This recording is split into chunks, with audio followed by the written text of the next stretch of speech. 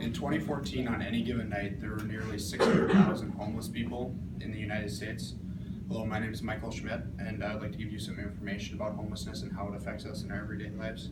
I became close to the issue of homelessness through several mission trips, the most recent being one to Detroit in 2015. And I believe the more knowledge that we gain as a nation on the issues we face, the better we can address them going into the future.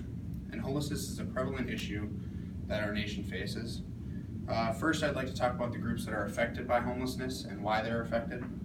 And then second, the programs that are in place to help these people and what they need to get. So to begin, the groups that are suffering from it. One of the largest groups suffering from homelessness are the veterans. Many soldiers come back from war with chronic health conditions. A study found that of the 136,000 homeless vets we have in the United States, nearly 53% of them had a chronic health condition in a study ran by the CDC.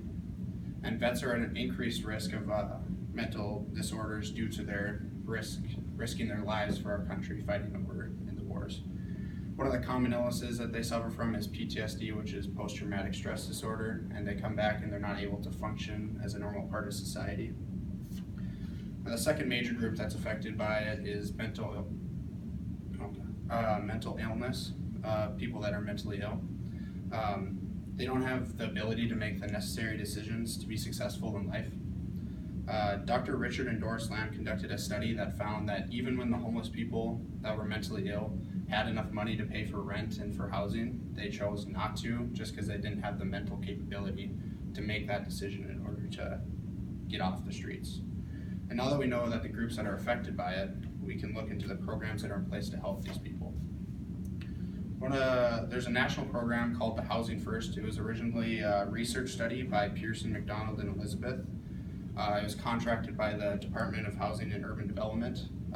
It's focused on housing stability. It did not, unlike other programs, it did not require its participants to go into like therapy or be sober. So it really focused on getting them into homes and then dealing with their problems. They didn't require them, so that homeless people had to make those decisions on their own.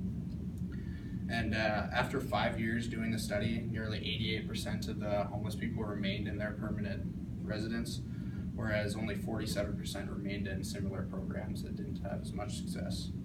And locally, we have a New Life Center, which is a homeless shelter for men over the age of 18. Originally, this homeless shelter only had an emergency harbor program, which held the men, just get them off the streets for 30 days.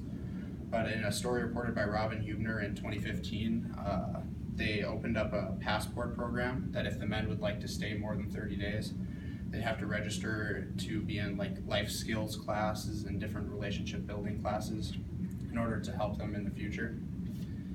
And these programs help enable the homeless people to get help that they need. And in conclusion, homelessness is a prevalent issue that we need to make our nation healthier as a whole if we solve this issue. And first, we talked about the groups that are affected by homelessness and why they're affected, and second, the programs that are in place to help these people. And in the words of Muhammad Ali, wars of nation are fought to change maps, but wars of poverty are fought to map change.